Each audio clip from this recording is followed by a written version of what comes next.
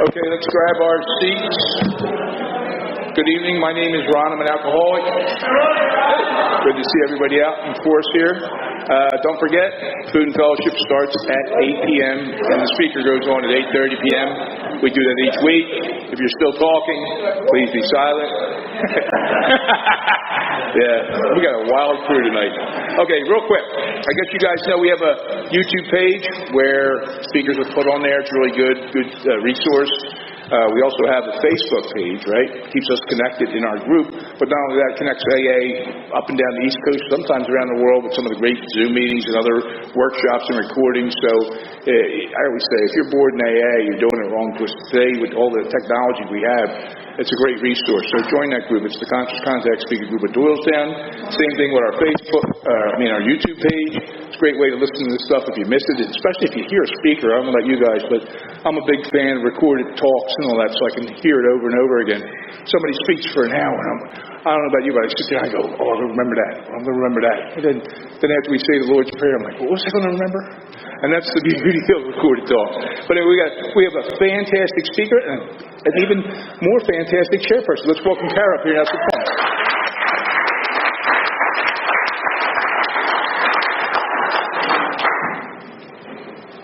Hello, everybody. My name is Kara, and I'm an alcoholic. Wow, so good to see everybody in this meeting. The energy, and it's filled with people, and we're all alcoholics. Welcome to the Conscious Contact Speaker Group of Alcoholics Anonymous. This is a one-hour speaker meeting that meets every Saturday evening at St. Paul's Lutheran Church, 301 North Main Street at 8:30 p.m. in Doylestown, Pennsylvania. Food and Fellowship starts at 8 p.m. The business meeting for this group meets every Saturday at 7 p.m. to 7:30 p.m. right here. The purpose of this group is to provide a consistent message of hope and recovery through God reliance and service to others through the practice and teachings of the 12 steps.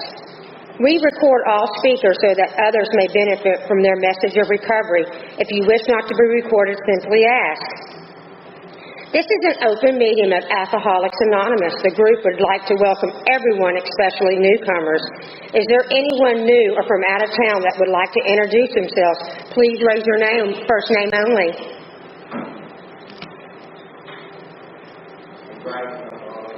Welcome.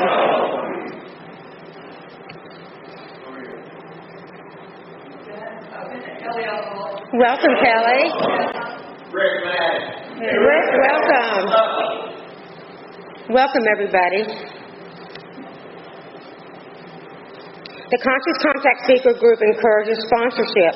Would anyone with working knowledge of the 12 steps and is willing to sponsor, please raise their hands.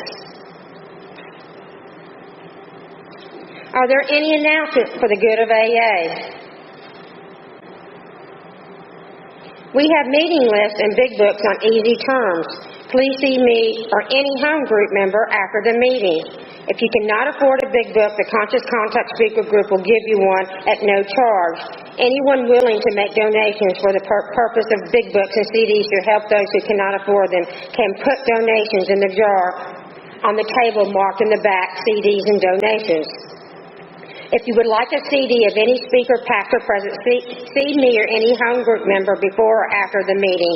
They are available free of charge.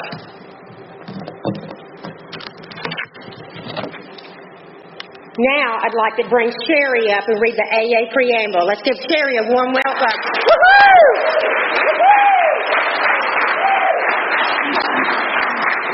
Hi, I'm Sherry. I'm an alcoholic. Hello.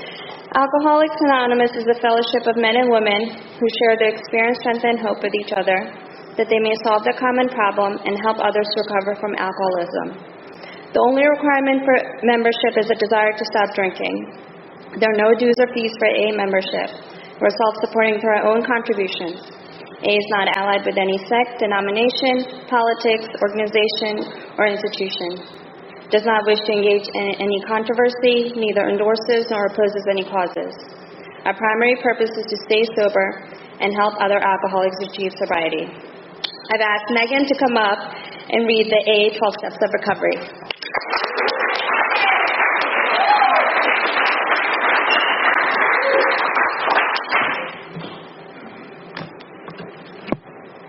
Hi, I'm Megan. I'm an alcoholic. Hi, everybody. AA 12 Steps of Recovery. 1, we admitted we were powerless over alcohol and that our lives had become unmanageable. 2, came to believe that a power greater than ourselves could restore us to sanity. 3, made a decision to turn our will and our lives over to the care of God as we understood Him. 4, made a searching and fearless moral inventory of ourselves. 5, admitted to God, to ourselves, and to another human being the exact nature of our wrongs. 6, we're entirely ready to have God remove all these defects of character. 7, humbly asked Him to remove our shortcomings. 8, made a list of all persons we harmed and became willing to make amends to them all. 9, made direct amends to such people wherever possible, except when to do so would injure them or others. 10, continued to take personal inventory, and when we were wrong, promptly admitted it. 11, sought through prayer and meditation to improve our conscious contact with God as we understood Him, praying only for knowledge of His will for us and the power to carry that out. 12, having had a spiritual awakening as a result of these steps, we tried to carry this message to alcoholics and practice these principles in all of our affairs.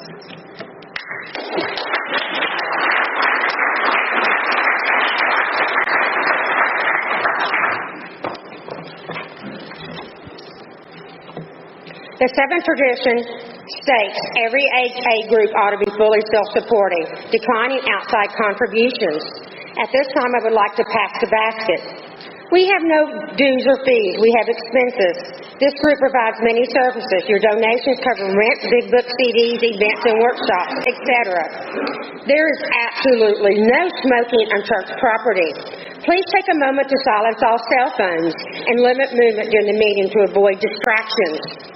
Now, I'd like to introduce the speaker, a good friend of the Conscious Contact Speaker Group. Let's give Gina T from the Beginners Group in Bristol a warm welcome.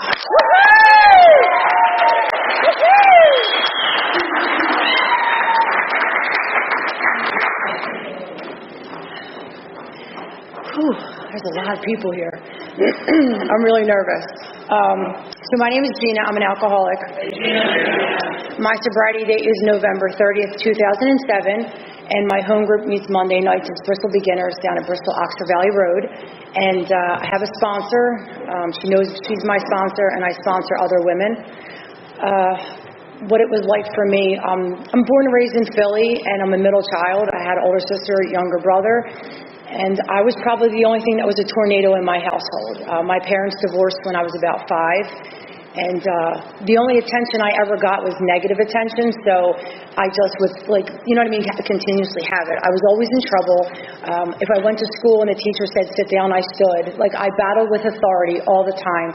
And my mom would be like, why do you make everything so difficult? And I would, it was like a pride and ego thing, I guess. And I'm just a little girl, and I'd say to my mom, because you let people boss you around. And she would say to me, no. She said, you let people push your buttons. So she used to tell me to hide my buttons, and I just couldn't do it. So I battled with everybody. I was always at the principal's office. My desk was always in the hallway. It was next to the teacher. It was just one of them things. When I was in 5th grade, I got us all kicked out of the lunchroom, so we had to go home for lunch because we weren't allowed in the cafeteria anymore. And my mom was like, what am I going to do with all of you? And by then, my sister was graduating. We didn't really get along anyway, so we fought all day long for the whole half hour the hour that we were home for lunch, we fought. So we all got separated. My neighbor had to come over. I wasn't allowed to have a key to the house, so my mom used to give it to the crossing guard, and I had to give it back.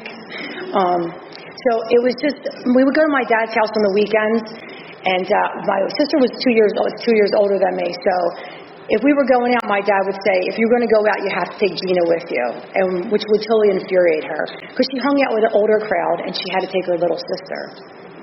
And the first time I drank, it was at, I'm from Philly, so we were down at this, movie theater. It was like $1 to get in or something. And we all snuck in our liquor, and I drank a fifth of Jack Daniels. And I went home with one shoe, and I threw up all over my dad's feet.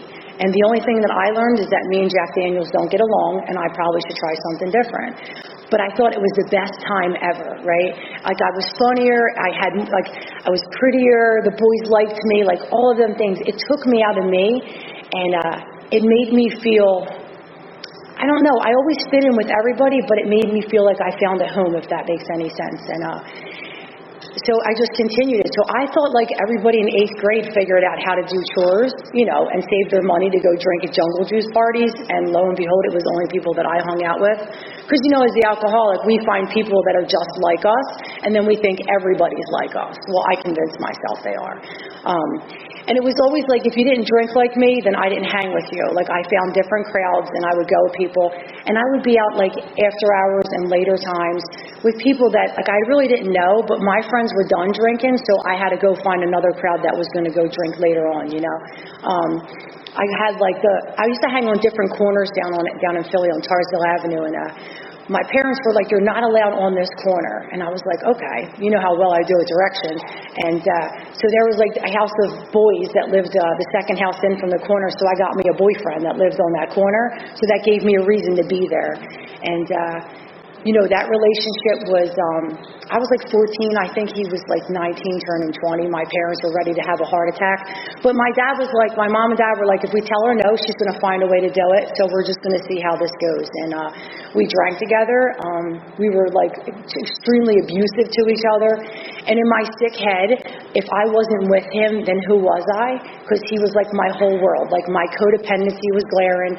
I just kept thinking, like, I wasn't good enough if I just stood this way. If I didn't talk to this one, like, he wouldn't be angry at me. And I just was young to realize, like, what I was in, And I graduated high school, and I left that relationship. And, like, I left that relationship, and my alcoholism, took, you know what I mean? Like, kind of went out of control.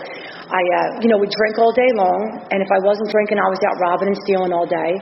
And I thought I arrived, like everybody that hung on that corner. Like, they drank and did their thing all day, and I thought it was the best life ever. Like, I graduated high school, and now I don't have to do anything. My mom literally thought that I went to Philadelphia Community College every day. Like, it was like 3 months, and I was like, I don't even go to college. And she was like, where do you go all day? And I was like, oh, I hang on the corner. She was like, what? So she was like, you need to get a job. And I was like, I will. I'm just living my best life right now, She's like, that's not a thing. And, like, I did, like, a whole year, and then the next thing you know, like, it was like New Year's Eve or something, and my mom's picking me up from the roundhouse, and I have like these 3 different people pressing charges against me and 15 charges apiece, and I'm so drunk thinking, I don't even know what happened. Like, I have no idea what happened. And my mom came and got me, and she was like, I think you should stay in for the rest of the night. So my younger brother was 3 years younger than me. So him and my friends, and we drank Mad Dog 2020 and had a party at my mom's house while she went out. I still got to do what I wanted to do, 2 weeks later, I get arrested again in Montgomery County, and my mom was like, what are you doing with your life? Like, you're going to go to jail. And I do what everybody tells me to do, and I go to rehab. And I go to my first rehab, and I don't think that I belong there. I tell everybody it's a phase. I'm only there so I don't go to jail. It looks good for the judge. I had this a nun who was a therapist, which we didn't get along for anything. I was 18 years old. I got in trouble for talking to the boys all the time. They tried to send me to a recovery house in Reading, and I was like, I don't even know where Reading is. I'm not going, And I told my mom it was a phase and that I would be fine and I needed to come home. And I did. I think I didn't drink for 3 weeks. And I remember being an outpatient and was like, what am I supposed to do with my time? Because everybody was older than me. They had kids and everything, an outpatient. And I remember the therapist told me that I should go to the park and fly kites. And I was like, I don't really think I'm going to do that. It didn't come up. That wasn't a solution for me. So, I went and drank and was like, whatever, I'm done with this. And, I had a job. I finally got a job, and I loved it. But again, I work at a job, and I find people that drink just like me. So when we get out early, we're all drinking all afternoon, And half of us call out the next day because we can't even function. So I do all these things, and then finally one day my mom's like, I must have been about 20, I guess, and my mom, I was so hammered crawling up the back steps, and she just locked the door, and she was like, you're not welcome in my house anymore. And my first thought was, man, this isn't good. And my other thought, this is amazing. You know what I mean? Because now I don't have to be responsible. Now I can do whatever I want to do, but now I got to figure out where I'm going to live. And so I moved in with a friend of mine, and then I got an apartment with another friend, and we lived in the basement of this building. And it was a small building, but we used to call it the Hegerman Zoo because it was really the zoo. It was so crazy, and I would go to work, and the days that I missed, whatever, I kept that job for a little bit, and I turned 21, and my brother and them had a keg party for me, and for my 21st birthday. And my brother was 3 years younger than me. And my mom used to ask me if I met all my boyfriends by standing outside of the prison on State Road. Because, I'm the girl that, like, the worse off you are, I need to love you. Because I will fix you so I don't have to pay attention to me because you're worse off than me. And if you have if you have the worst reputation, then that gives me, that makes people know me. Because that's how sick I was, right? So, I would just date these people, and they would steal my mom's car. They would rob my house. Like, my mom would be like, my car was there this morning. My car's not there now. What did you do? And I'd be like, oh, I'd make a phone call, be like, dude, did you steal my mom's car? You know what I mean? Somebody else crashed into the deck next door. Like, it was always something with me, and my mom always got the brunt end of it. And so my boyfriends were always hustling and dealing, and my younger brother would get into the mix of that. Anyway, if you mess with my brother, then I came and crept for your stuff at nighttime, so I robbed you at night if you messed with my little brother. And my brother would say to me, Gina, what did you do last night? And I'd say, nothing. Why? And he'd say, because so-and-so is missing their stereo equipment in their car. And I'd be like, I don't know what you're talking about. And he'd be like, and he called me Giz, and he's like, Giz, I know you did. And I'd be like, I know nothing. I didn't do it. And I'm like, tell him to come ask me. And he's like, nobody's going to ask you, like, did you steal my stuff, Gina? You know what I mean? He's like, that's embarrassing to have a girl rob them. So, yeah, and I knew it was, so nobody ever asked me. But I turned 21, and 3 months later, my younger brother hung himself. He committed suicide from this disease. And I remember my mom being so angry, and she said to me, if you didn't bring this lifestyle into my household, you might have had a fighting chance. So, I'm selfish and self-centered and consumed with self because I'm the alcoholic, self will run riot, that I internalize it, and it's all my fault. And if I wasn't who I was, then my brother would be alive, and I absolutely suck. So you know what that means, that my alcoholism, it fueled it, right? It gave me a reason to spin out of control and be an idiot every chance I got. So, I went to my brother's funeral, and my whole family was together, and I went to a keg party in a park with my friends, because I refused to go home, and I couldn't have one sober breath, because if I had to think about my brother's death, then I had to deal with them feelings and emotions, and I couldn't do it. So I just continuously drank. I would go to work. I left my job. I went and worked in a warehouse from 1 o'clock at night to 1 o'clock in the afternoon to 9 o'clock at night. It was full of men. I had a ton of men issues, so I always had a new person picking me up for work, because I would drink all night long. I'd sleep for an hour, and somebody else would come pick me up and take me to my job. But I just couldn't breathe. I felt so much guilt and remorse because my brother was gone that I couldn't function. And I did that for about a year, and then I did a geographical change. I moved to Florida. I took me with me because that's what I do. And then I found people in Florida that were just like me. Go figure, I left there pregnant. I went home to my mom, didn't tell her I was pregnant, and I came home at 5 months pregnant and was like, by the way, we're having a baby. I left my kid's father down there. And, I had this little boy, and he was 2 weeks old, and my mom said, you can go out with your friends tonight if you want to, and I thought, okay. And in my sick head, because I didn't drink while I was pregnant for that 9 months, that I thought I could do this. And, I went out with my friends, and at 5 o'clock in the morning, I'm like, I probably should go home to my baby, who's 2 weeks old. And I'm out of my mind, heating up a bottle to feed this baby, and then, putting him on my chest to go back asleep again, and not thinking anything's the matter with it. And, it turns into a Friday and Saturday, you know how we do, and then all of a sudden we add a Sunday in, and then there's Thirsty Thursday, and then I got to add that in. I got to keep adding days in, and I went to school, and I found girls that drank like me. I would move out of my mom's house with my son and go live with other people because they didn't live with, nobody was saying anything about their drinking. So I could just go wherever I wanted to go, and if you talked about my drinking or how I raised my kid, I just packed up and moved to somebody else's house, because I don't want to hear what anybody has to say. And, I found another boyfriend, because that's what I do. I found another boyfriend, and, he had money, which was convenient. He owned a bar, even more convenient. And I got to, I waitressed there, and then I got to manage the bar, and I got to do the liquor order and the beer order, and that was amazing. So I get some shipped to the bar, some shipped to my house. We bought a house. His parents bought us a house, and we were both miserable. In the beginning it was fine, but we were both out of our minds. And I got pregnant with my youngest son, and it was just bad. And, I had him. He was a preemie, and he stayed in the NICU for 3 months. And when he came home, I had him for a month, and they said, we're going to take your babies from you, and you need to go to treatment.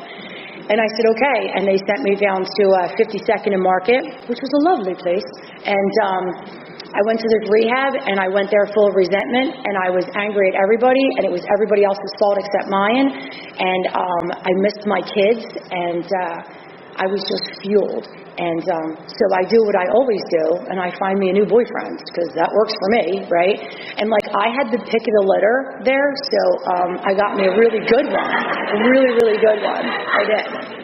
And I got me a good one, and we completed treatment. We were going to live happily ever after, and he introduced me to Kensington Avenue, and I loved him. And but I disqualified myself and thought that I wasn't like any of them people down there, because I would go home at nighttime.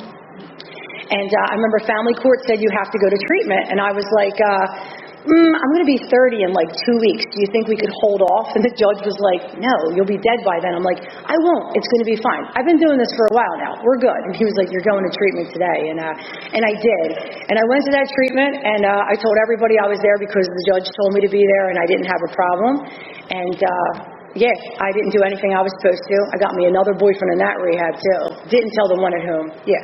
And so, I'm doing all these things. I'm hanging out in rehab, just doing whatever, and whatever. I drank there, and but I remember this lady. She talked about how she was homeless, and she ate out of trash cans, and she slept under the bridge, and all this other stuff. And I remember sitting in the back of the room, my arms crossed, and thinking, this is not my story. That'll never be my story, and I'll never be there. And I got kicked out of that rehab, and in 24 hours, that woman's story became my story for the next 4 years. I went to my mom's house, and she changed the locks, and she said to me, you're not welcomed here.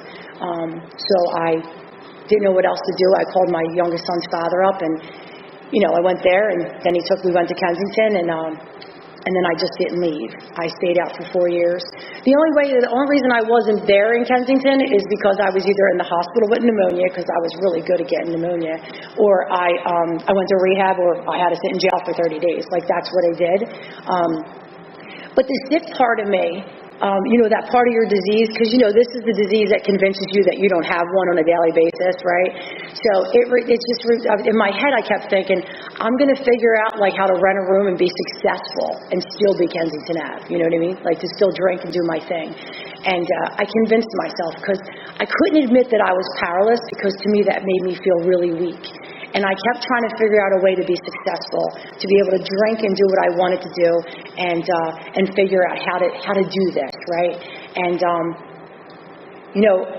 I would be down there, and the boy that I love so much, he got me my very own abandoned house, and I decorated it. I did. I had furniture in it and curtains, and it was my house. And when the cops said, where do you live? I give that address, and they're like, that's not your house. And I'm like, it is my house. I decorated it. The boy gave it to me. It's my house. And they were like, it's not. It's abandoned. And other people came in, and I'd be like, why are you in my house? They're like, it's not your house. My world, I cleaned it. It was my house. And I got really sick, and I didn't know what was the matter with me. I couldn't walk. I couldn't move my right arm, and I couldn't breathe. I would go unconscious just trying to have a conversation. And I stayed in that house for it was probably 5 or 6 days. And my youngest son's father was down in Kensington doing his thing, and somebody said to him, Gina's not doing good. And he came and he got me. And he said, we need to call an ambulance for you. And you know how that part of your head, the back part of your head, your disease is like, nah, we ain't ready. This is a total inconvenience, right? I was so mad. I was totally mad. And since the ambulance wouldn't come to my lovely abandoned house to come get me, they had to put me on a crate on the corner, and they would pick me up from the corner. And so they carried me and dumped me on a crate, and they came and got me. Yeah. And they put me in a suture room, because they were like, yeah, you probably have the flu. And I was like, I don't think I do.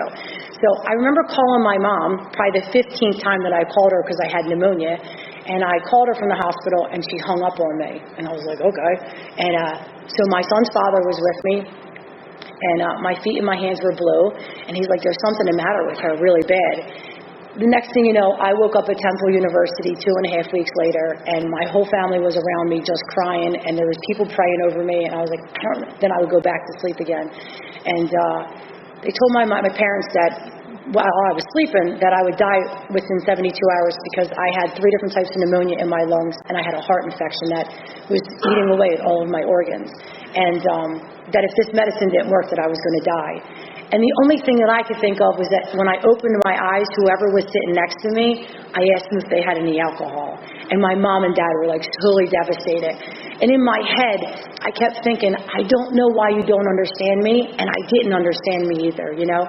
And like, I stayed in the hospital for 4.5 months, whatever. I had to learn how to walk again. I went from a wheelchair walker to a cane. They told me I was going to be on breathing machines for the rest of my life. I wasn't. They moved me to Bucks County to my dad's house. And I think I cried every day because I was in Bucks County. I was on the AA hotline. Listen, I was on the AA hotline, hysterical crying because I needed a meeting. And listen, thank God for the hotline. I sobbed so hard that they were like, I'm like, my dad just keeps yelling at me. And I remember that guy was like, yeah, because he doesn't know you. He doesn't understand what's happening. But the person from the AA hotline, I swear they stayed on the phone with me for the longest time. And he gave me meetings, and my dad would drive me to the meetings. He would sit in the parking lot and read a book, and then he would take me home from the meeting. Like, he did everything he could to make sure that I got to that meeting, and I met some people, and he was doing whatever, and I had to go to Philly every day for an outpatient down on Girard Avenue, and I would take the train, and I would come back, and take the train and come back. And then one day I took the train, and I didn't come back. So my dad is calling all my friends that he knows that I was down in the outpatient with, and they said that she was with us, and then she just went off. And I went on a 3-day little mission of drinking, and I showed up at Episcopal Hospital because I thought I was having a heart attack, and they sat me in a chair and was like, we'll be with you. Nobody cared. And so anyway, I fell asleep and I slept for 3 days, and when I woke up, my dad and the doctor both said to me, were you trying to kill yourself? And it was like, I looked at them like they had like 15 heads and was like, no, I'm not trying to kill myself. I have this thing that happens to me. It like lives inside of me, and like it screams at me all the time, and it needs me to feed it, and I don't know how to make it stop. And I don't know what to do. So you need to accept the fact that this is who I am, and I'm probably going to die this way. Because I couldn't explain to them, and I didn't know what it was, but I just knew that when the thought came, I didn't know how to stop it. I didn't know how to stop them feelings, you know. So I went back to my dad's house. I lasted about a month. Mind you, I'm about 90 pounds, so I'm still a hot mess. And I went back out, and I stayed awake and went on a little run for 7 days, and I fall 20 feet, and I break my back and snap my wrist, and I was like, and everybody's like, we got to call 911, and I'm like, we don't got to call 911. Because again, my disease is like, yeah, we're not doing that, and I was like, we're fine. It'll be fine in the morning. They were like, really? And I'm like, just let's go with it. Let's just do it. And I stayed out the whole entire night until finally the next morning, I couldn't feel my legs. You know, an ambulance came and got me. They were annoyed at me too. Everybody's always annoyed at me because I was such a hot mess, and I stunk so bad. And I was 70 pounds, and I would have told you that I was the toughest girl in the whole entire neighborhood. I was beating everybody up, and I couldn't even save myself. And, you know, I went in there, I had, you know, major surgeries on my spine and all this other stuff, and they sent me to a rehab. And they told me I was going to rehab for 90 days. And I remember saying, 90 days? I can't go to rehab for 90 days. My mom goes, you've been homeless for 3 years. You got nothing going on. You can go to rehab for 90 days, you know? And I remember for the first time I thought to myself, if they told me I could only drink for 90 days, I wonder if I'd be upset about that, right? So I kept thinking 90 days wasn't that bad. I can survive. And my other thought was, I'm only 70 pounds, and I'm not looking too cute, and I have a turtle shell that's hard as a rock to hold my spine together. What are the boys going to think? My mom was like, you are out of your mind. Out of your mind. Just to let you all know, with a cast and a turtle shell, I got me a boyfriend anyway. So, just in case you thought I didn't, because I'm a rehab romance kind of girl, you know. So, you know, I stay there and I only last a month and a half because I go to a doctor's appointment and I have no defense, right? I don't have any solution. I have nothing, right? I go to a doctor's appointment and I drink. And I get kicked out and I go to my first recovery house, and that puts me into another one. I stayed clean, I would like to say, for 9 months in that recovery house. Mind you, that was in Kensington on Indiana Avenue, across from Needle Park, those of you that know it. But I stayed clean for 9 months. And I would have told everybody and anybody that I was never going to drink and I was never going to do anything ever again, right? I didn't have a sponsor. I went to meetings because they were mandatory. I went to church because it was mandatory. I did have a sponsor by name, and she did 1, 2, and 3 with me, and then she relapsed, and I was like, I guess it doesn't really work, and that was it for me. I went from 70 pounds to 140 pounds, so I was looking really cute, and then I could get me a new boy, and I had 6 days sober, and I had a boyfriend who had 7 years. See how it worked out for me? And I would go to my meetings and then hang out with him. I got a job, I collected welfare, and I became a paper chaser, right? I started making money, and I felt good, I looked better. So 9 months later, me and my best friend move out, we get a house, we rent it, and we were there for 2 weeks, and she says to me, I feel like drinking. And my first thought was, when I start drinking, I don't know how to stop drinking. So I tell her, and she says to me, I got your back. Well, there you go. She's going to help me. We're good, right? We're good. Because somebody else is going to help me, because that's what works for me. So, of course, we start drinking, and she's like, kind of slowing down a little bit, and I'm like, yeah, I'll be back with my backpack. I'll be back. And I'm stuck 4 blocks away in an abandoned house, and I can't leave. I lost my job. I don't see my kids anymore, and I called my mom from a payphone, and I told my mom that I was going to die from this disease, and tell my children that I love them. And my mom said to me, this is a decision that you made, and you had a choice. You should put your phone number in your pocket, so when they find your body, she said, because I buried you a long time ago, Gina. She said, I have to let you go. And I was like, okay. And I hung up the phone with her, and I stayed out for another year. I sold my hair. Yeah, that was a good one. I sold my hair and got pneumonia, so I was like, I should have kept my hair. I was 70 pounds. I was a hot mess. And I went to jail for 30-something days. Would call my family. They give you the token and the change. They're right back to where it came from again. Because you always got big ideas when you're sitting in jail cell, even if it's for 10 minutes. You're like, I'm going to get my life together, and I'm going to do this, and I'm going to do that. And they give you your change, and you're like, gotta go. You know what I mean? You're right back where you started from again. And you're thinking, how did I get here? The only thing was, though, is that the 9 months that I had clean of doing nothing, I had a little tiny taste, like a seed was planted in me. And I had this little tiny taste of what life could be like, right? Waking up in the morning and not feeling crappy, right? And I thought, there has to be a better way. And then I reminded myself that this is a decision that I made. It was a conscious decision for me to pick up, right? I made a conscious decision. And so I kind of was just like, all right, God, this is what we got. And I stayed out for another year, and somewhere along the line, and I couldn't tell you what happened, I became a little wacky. I used to sing church hymns on the corners. I don't know what that's about, but I was out of my mind, rocking and swaying and being weird, and thank God there was no social media then. That's a shame. And so one day I just said to everybody, the cops were everywhere, and I remember just saying, I'm gonna go to Episcopal. I'm going up to the hospital. And they were like, yeah, we'll see you in a couple days. Because that was my home away from home was the hospital. And they're like, we'll see you in a couple days. And I was like, all right. But something changed, and I didn't know what changed. I didn't know what happened to me, but something changed in me. And I remember walking up to the hospital, and I was walking up Lehigh Avenue. There's an underpass. And I remember that I go under the underpass, and I say out loud, hi, God, it's Gina Tomaselli. And I know that you don't know me because I don't do anything for you. And I'm really selfish. But I just really need you to get me up this hill because I'm going to die if you don't get me there. Can you just please get me there? And I remember I got up that hill, and nobody called my name. I remember just praying, don't let anybody call my name, don't let anybody stop. And when I got there, and that woman took me in the back and she examined me, and she said to me, here's the script of antibiotics for you, and you're free to go home.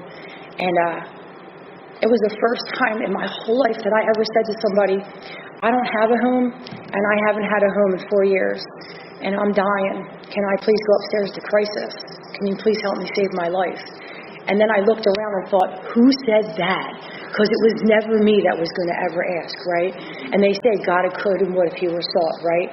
So all of a sudden, something changed, something shifted in me, and it was my head and my heart were on the same exact page.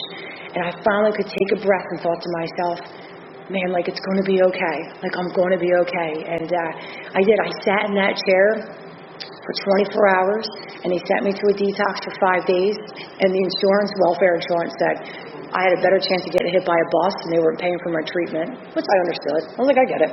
I called my mom, and she moved from Philly to Bucks County with my son, who I left when he was 4, and now he is 8. And my little guy, who I left at 3 months old, is now 4, and he lives with his other grandparents and his dad. And I called my mom, and she said, you can come here as long as you follow some direction. And I said, all right. And I had one friend, and his name was Chuck. And I met him when I lived in the recovery house. And he would go to work at Somerset and Kensington and get on the bus, and he would feed me. And he would say to me, whenever you're ready, you let me know, whenever you're ready. So right before I went to detox, he was trying to find me to get me to detox. And I was hiding because of the warrant unit, and here he got robbed and his nose broken while he was looking for me. I didn't even know. I thought he left me. I was so mad. And I called him, and I said, I just got out of detox, and I don't know anybody. And he lived down in Port Richmond, and he said, I got you. And he introduced me to this girl, and her name was Jen, and she said to me, do you have a sponsor? And I said no, and she said, okay, I'll be your sponsor. And I was like, all right, that was easy, we're good. So I called her, and I had to walk to the payphone because I had a house in Philly still that just had like a TV and a radio, and I would sit, my mom would drop me off every morning at Bridge and Pratt and be like, I'll be back for you at 4:30, try not to screw this up. And I'd be like, okay. So I would walk in the freezing cold, and I would go sit in that house and read a book and wait for my IOP to start, right? Every day, or I went to the doctor's, whatever. And I had a pocket full of change, and I'd walk 3 blocks in the freezing cold just to throw all this change in because she had a Jersey cell phone number. And then it would say, leave a message, and I'd be like, oh my God. So I'd be so annoyed. So then I finally get in touch with her, and she says, I'm going to pick you up at this time, and we're going to do some work. And I was like, oh, wait, what? There's work? What are you talking about? There's work? And she goes, yeah, I'm going to take you through the 12 steps of Alcoholics Anonymous. And I said, oh my God, there's 12? I don't really know if I can do 12. Can you make this a little simpler for me? Because 12 is a lot, man. I don't do anything in 12 steps. And she said to me, I'm going to make this so simple for you. You're going to get with God, clean house, and help others. And for the alcoholic like me that everything was so overwhelming, when she broke it down to 3, I thought, I can do that. I can do that, right? So she had to make everything simple for me. I used to tell her, talk to me like I'm 4, because if you use anything big, I'm totally confused. Like I was a straight hood rat because I was homeless, and when she would say big things, I'd say to her, I don't know what that means.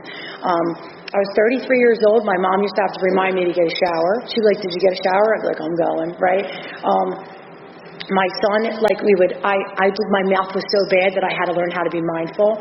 I found my gratitude. I remember I used to go downstairs in the middle of the night when I couldn't sleep, and I would open the refrigerator door just to see the light up, like, oh, you know what I mean? Because it was electricity. It was exciting. I had matching socks. It was exciting. And I found my gratitude in, like, so many things every single day. And I remember I would go to IOP, and then when I wasn't in IOP, I found meetings.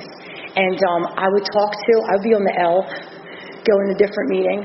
And I literally talked to my higher power like he was next to me. Like out loud. Like, bro, I don't know what we're going to do today. Like, literally. And I thought I blended with everybody else on the else. Nobody really cared. Nobody cared. Because I didn't know what else I was supposed to do, but I knew that I kept thinking my higher power was like the footprints prayer, and that he was going to walk with me and carry me all day long. So I'm a visual learner, imagined him next to me all day long. And that's what we did. And I would talk out loud, and people would just think I was crazy, and I didn't care. I did that when I was drinking, so it was fine. And that's what I did. So I met with this girl, and I started doing steps. But I remember she sent me to, I went to Chuck's house, and he said, well, what did Jen say? And I said, she told me to read something about this doctor, and he has some kind of opinion. I don't even know who the doctor is. I was like, I don't even know who this doctor is. Why do I care about his opinion? He was like, let's just sit down. So when I have sponsees, I don't make them read the doctor's opinion by themselves, because for me, I was like, I don't even know what's happening in this thing. So he sat and he read the doctor's opinion to me, and he broke it down. And when he talked about the phenomenon of craving, it was like, that's that thing. That's that thing that I can't figure out what it is, and there's a word for it. It was like, I was so excited. It was like, it was a book that told me who I was, and I could relate to it, and I understood it when somebody else put my story and their story and mixed it in together. I could understand that. I was like, this is what happens. Like, that part of me where I can't stop and I just need the taste of more all the time. I know what that's called now. Like, I was so excited. It was amazing. And I told him that the doctor's opinion was written for me. He was like, yeah, absolutely, because you're that special. Yeah, because I'm selfish. Yeah. And so I read with Jen, and then I read more about alcoholism, which became my favorite chapter, because when it talked about the man who has no legs, and for me to think that I could drink again is like that man thinking his legs grew back again, and I was like this. Like really thinking to myself for a second, and I was like, that was like amazing to me. And then when it talked about the jaywalker, I was like, boy, they should just put my name on top of that bad boy. Because I'm the girl that continuously keeps going out and gets pneumonia, breaks her back. You know what I mean? Like I keep going and going and going. And I'm thinking, I'm going to do it different this time. I'm going to be successful. So the jaywalker, even though people think it's like, it made so much sense to me. And I thought, thank God they wrote it that way, because for me, it made sense. You know what I mean? It just makes sense to me. And so I finally found something that like made so much sense, and I thought, why didn't I ever do this a long time ago? And I thought, because I was never ready. And I know that, you know, when the big book talks about when you admit to your innermost self, right? When I can admit to my innermost self that I'm an alcoholic, it's like the first step before the first step, right? And for me, like I thought about that, and I thought when I would say my name is Gina and I'm an alcoholic, and I thought my name is Gina and I am an alcoholic, like I can feel that because I know that I'm an alcoholic, and that was the first time that I could say it and mean it. I used to think when you said you were powerless, for me it was like a weak thing, and I remember I would say to my sponsor, could we use a different word, because like I'm not powerless because I'm like a survivor of Kensington, you know? And she was like, okay, how about you surrender to the fact that when you put one of something in you, you can no longer stop. And I was like, boom, I can do that, right? So I can surrender to it. But then I told her my life really wasn't that unmanageable. She said to me, you eat out of trash cans and you go to the bathroom in plastic bags and you wash and shave your legs in the fire hydrant. What part of that is manageable? And I was like, okay, all right. It took me a second. I couldn't catch on. I knew that there was a power greater than me, because when I asked to get up that hill and have nobody call my name to get me to that hospital, I knew that there was something bigger than me. I just didn't know what it was. I was raised Catholic, and I just didn't have that. I just didn't believe in that part, right? I was always raised that it was a punishing God, right? So I thought that. I thought nobody's ever going to love me, and there's no use of seeking anything. And my friend Chuck, when I didn't understand step 3, he said, when you turn your will and your life over, and I was like, I don't even know what that means, you turn your will over. And he just said to me, close your eyes and create yourself a being, whatever. Give it whatever qualities you want. Make it look like whatever you want it to. And he's like, you got it? And I said, yeah. And he goes, now just imagine you were having a conversation with that being just like you're having one for me. You already know what selfish is.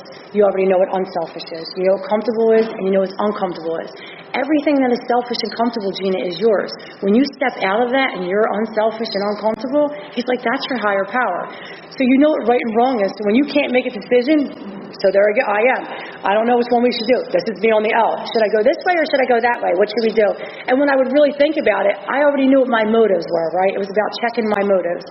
I had to remind myself that like everything that I did for my alcoholism, I needed to do the same thing as work as hard for my recovery. Because I was always willing to kill myself. What was I willing to do to save my life?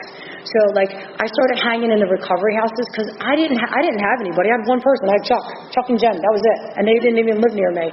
And so I hung in the recovery houses, and I would drive, like my dad finally helped me get a car, and like I would hang out with them, and I would take them to meetings, right? And I went to court, I did parenting classes, I did individual therapy, right? And, in the beginning of sobriety, I had so many like feelings and emotions, like all that stuff, and they say that's the best part and the worst part about sobriety. And, I had a fight for visitation for my youngest son, and I remember I went to court and they finally were giving me visitation, and I got 1 hour a week. He was 4 years old and he met me for the first time. And grandparents would set off like multiple alarms, like it's time for her to go, get up, and I did that for a year. And then the second year I got to bring my oldest son with me. And then eventually I got partial custody. But I remember I had 6 months sober, and my youngest son's father was still in active addiction, and he lived in the basement with his girlfriend. And my little guy said to me, my daddy's going to get married. And I said, oh, that's really nice, not thinking anything of it. And my next visit, I went, and my son says to me, my daddy got married, and I have a new mommy now, and it was really, really nice to meet you. And like, I lost it. Like, I'm like freaking out, and this little 4-year-old's looking at me like, this lady is absolutely crazy, because he doesn't really know me. And I went home and I called my sponsor, and I like told her I was blowing their house up, and I'm like doing this, and I'm kidnapping my kid. Like, you know, that insanity that we do. And she kept telling me that I was going to pray and hung up on me. I would have told you it was 15 times. It was probably like 5, but in my world. And my sister, the non-alcoholic, is like egging. She's like this. That's messed up. That's messed up. So she's showing me. So I finally, my sponsor says, you need to read Freedom from Bondage and then pray, read Freedom from Bondage, and then call me back. And I was like, I am not doing that. And I stewed, and then I prayed and read Freedom from Bondage. And she told me I was going to pray for her, for the stepmom, for 2 weeks. And I'd be like, I figured if God sat next to me, he'd be like, girl, you need to get it together, because I was bad. But I did. And it wasn't about them getting better. It was about me getting better. So the next time I went to see my son, he said to me, you know my other mommy? And then he looked at me real quick. And I'll tell you, I clenched my butt cheeks and curled my toes, and I smiled, and I said, that's because you're so special that you have 2 mommies. I did go home and cry, but I did better. I did good. And I learned. And I learned if I kept my hands out of it and I remained sober and I just kept showing up like my sponsor and all the other women told me to do, even though it was so hard, I kept showing up. Eventually, God would do for me what I couldn't do for myself. And he did. She was removed, and I didn't have to do anything. You know, I just kept showing up and doing what I needed to do. I couldn't find a job, and I prayed. And I was like, my criminal record's just trailing along, you know. I can't get a job waitressing. I couldn't do anything. I was like volunteering and babysitting little kids and cleaning the bathrooms at an Eagles game, during an Eagles game. Imagine how much fun that was. Yeah. So, but listen, it gave me something to do, so I did it. And I remember I was going to volunteer at this rehab down the street from my house. And I was thinking, man, I can't do it. I was so nervous. And I was on my knees praying one morning, and I look up, and there was my volunteer badge, because I registered to volunteer, just never showed up to volunteer. And I went, and I pulled into the parking lot, and I'm walking to the front door, and I'm talking out loud to my higher power, and I'm thinking, if I'm on camera, they're going to think, this woman, she must be getting admitted, because I was crazy. And I'm like, and we walk in the door, and I just thought, I just need you to carry me and help me get through this. And I'm there, and I'm like in the kitchen cutting up vegetables, and I was there for 30 minutes, 45 minutes, and I got offered a job. And I was like, and I left with a little pep in my step, and I was like, you're funny, I see you, you know what I mean? Walk into the car thinking, there's that crazy girl again. But I did. So, like, I got this job, and it was just fell in my lap, and like, I get this job, and life is amazing, and I'm in heart failure, and I have to have open heart surgery. And my mom and them were like, I had 2 years sober, a little over 2 years sober, and you know, this is a direct result from my active addiction. And my mom and them were like totally devastated. Like, my mom's like, and I'm trying to make a plan with her. Like, if I have to go on life support, this is how long we do it for. And I sit down and I pray, and I write letters to my children just in case I don't make it out. And I remember my mom saying, I just don't want to do this. And I remember looking at her and being like, just feeling it in my soul that I said to her, if my journey was for my children to know each other, because they never knew each other, and for my family to get to see me sober for 2 years, then that's my journey. And that's God's will, not mine. But at least I got to know that I can be sober, and I can be a functioning part of society, you know. And lo and behold, I'm here, and I had my heart surgery, and AA swarmed my whole entire hospital room at the University of Penn to the point where they were like, you're going to have to like get rid of some of your visitors. But AA showed up because like I needed them. You know, God put them there for exactly what I needed them to be. And you know, like I got my job, and I kept fighting for my kids, and I went to school to, you know, I graduated from Bucks County. It took me 7.5 years to get an associate's degree because I had to be a mom too. And I hated doing homework with my son, my 8-year-old at the time. And I remember complaining, and my friend Chuck said to me, you know, Gina, it is the moments that you hate and are the hardest are the moments that you should be the most thankful for. Because at one time in your life, you prayed for them moments. And I was like, And he said, how many men and women will never, ever get to sit with their children and do homework with them? They'll never make it from this disease. And so I would sit with my son, and he hated doing math and reading. Oh, it was the worst. And I would be like, I'll be back. And he'd be like, are you going to pray again? I'd say, yup, I'll be back. So my mom would say, where's your mom at? He'd say, she's praying, we're doing reading. And I got to, I had a boyfriend who didn't stay sober when I first met him, and his daughter was 14 and my son was 8. And I got to hear my little guy, my son, now he's going to be 23, but I got to hear my son sit down with a 14-year-old and have a common bond of what it feels like when your parent goes missing and how much you feel sad for. And I remember, when he was little, when he was 4, and he would say to me, if I'm a really good boy, would you just come home? I'd say, I'm going to the store, and I would, I'd run all the time. And this time I felt it and I heard it, and I remember I just dropped on my knees in this person's house and I sobbed and I thanked God so much that I got to experience it and hear it and know that my little guy never had. I don't want him to feel that way again, and so I did. I just trudged. So when my sponsor and them told me to do things, when there was new people in the meeting, when they raised their hand, she would snap to us girls, and it's so funny because my sponsees, they automatically know. I don't even have to tell them. They know if there's a new person at a meeting, you better go over and introduce yourself. That's what we do, and when I finally got to sit down with another woman, that was probably the most amazing experience that I ever had, was to watch them shift and change and to see them. And I say to them, I can't promise you your family, I can't promise you your kids. What I can promise you is that, you'll be free, right? You'll be able to live life and, just not be, a slave to anything anymore, right? You get to just... I always think it's so amazing, and I tell people, and I still work in treatment, and I tell my patients, they think I'm crazy, that I am beyond thankful that I'm an alcoholic. And people think that's weird. And I think I am beyond thankful that I'm an alcoholic because, we get to live 2 different lives in one life, right? And we already know what, the depths of hell and misery are like. And then all of a sudden, the big book says, if you tap into a power greater than yourself, you can recreate your whole entire life. And, to me, that blows my mind. How amazing is it that all of a sudden, I can just be, this bottom of the barrel eating out of trash cans, and then all of a sudden, I shift, and my perception changed, and I have this psychic change, everything changes about me, and all of a sudden I get to live this amazing life every single day. And I'm I see my sister and some other people that are normies, and they're not really happy all the time, and I'm man, I'm glad I'm an alcoholic. You people are crazy. You know what I mean? They're just miserable, some people. And I have this book that tells me, how to live, and I have people that have experienced, and when I don't know, I ask other people, and when they don't know, I can sit down and I just pray on it, and the answer comes to me, and I'm I'm very, very God-reliant. My sponsor says it to me all the time. She's you're really God-reliant more than you are with me. I'm I know.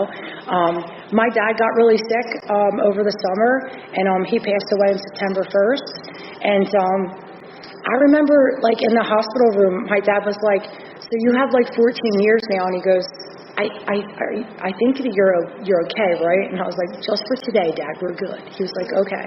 And I remember he just said to me, I'm ready to go be with my son.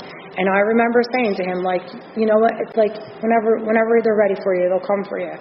And I just thought to myself, as sad as it is, my dad was my biggest supporter. He would go to Kensington and look for me, and we would go on our little date nights and go to lunch, and whenever I had bad days, he'd say, let's go to dinner. We would go to Atlantic City together, and I have all these amazing memories.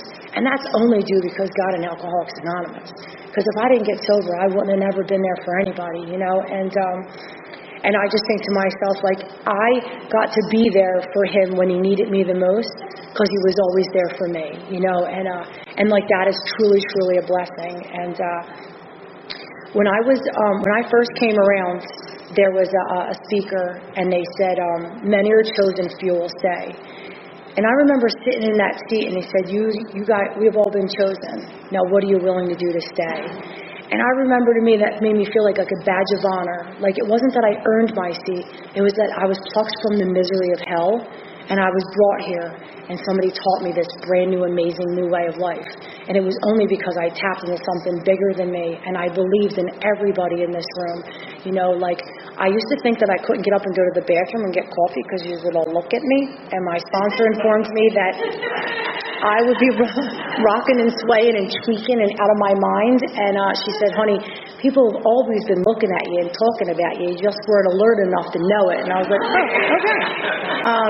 So now I'm just like, you want to talk about me, I'm good. You want to carry my stuff out of a meeting, feel free. If I didn't want you to know it, I wouldn't have told you. And if you want to carry it, I gave it to you, so therefore you can carry it because I don't want it. You know what I mean? So I just learned that, like, some people, people are people, and I just know that I am beyond grateful that I am an alcoholic, and that, like, my sobriety, it's just been such a journey. Like, I've gone to conventions, and I have gone to women's conventions, and I went to Georgia, and I got to meet some amazing people, and I don't know. I just think that it's the best thing that ever happened to me, is that I found my higher power, and my higher power brought me here. And my name is Gina, and I'm an alcoholic, and thank you for letting me share.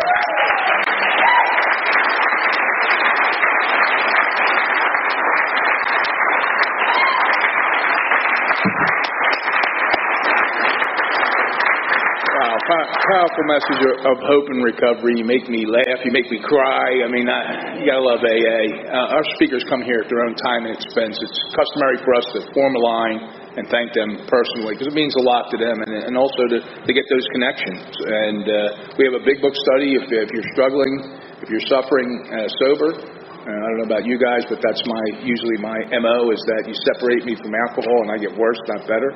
So see us on a Thursday night. We do a big book study up the street at 7:30 at Salem.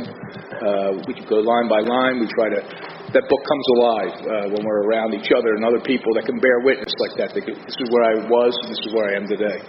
And don't forget the meeting after the meeting. If you want to give us a hand, we're going to throw these chairs on the rack, and we've got a nice way of closing if you care to join us.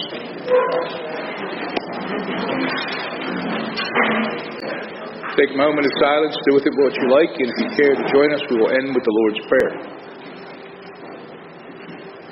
Our Father, who art in heaven, hallowed be thy name. Thy kingdom come, thy will be done, on earth as it is in heaven. Give us this day our daily bread, and forgive us our trespasses, as we forgive those who trespass against us.